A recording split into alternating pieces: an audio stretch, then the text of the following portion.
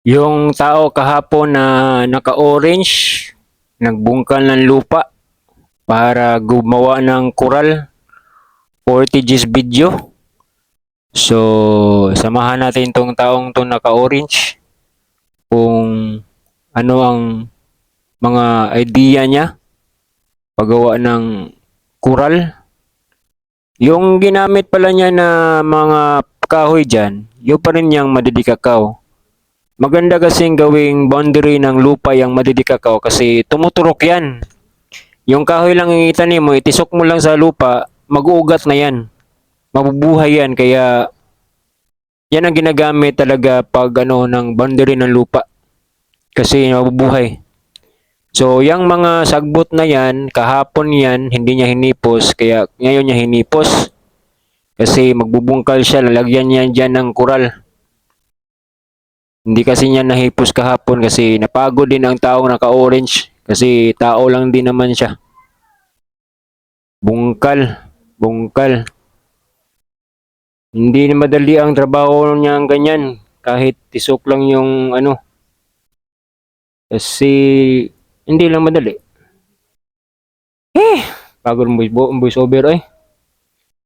Kaya bungkal ng bungkal yung mga sagbot na pinadapling niya, tapos rinrotate na yung kamera niya.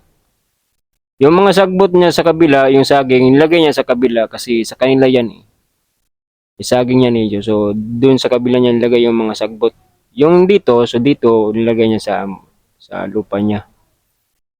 Kaya, kumuha muna siya ng mga madidikakaw na kahoy para pang tanim doon sa kural.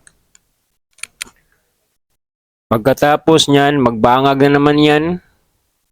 Bangag na naman yan yung tao na naka-orange.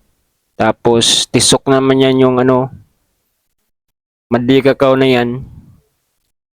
Hindi madali magbungkal ng lupa. Kaya pinuto na yung mga exist na kahoy para dalawa yung magamit niya doon. Hindi niya natapos ito, no? Kasi yung tao naka-orange tapulan eh. Hindi niya na natapos. Kaya, yeah, pero konti na lang ang ano, kulang para makumpleto na yan. Kaya, yung camera, binalhin-balhin niya para maganda yung mga angle niya nakuha.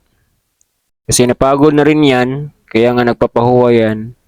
Pagkatapos niyan, yung niyog naman ang dinidiskitahan niya, kinuha na yung mga dahon, mga laya na dahon.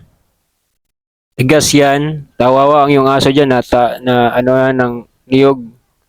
Ayun, kaya umiyagak. Pagod mag voice over!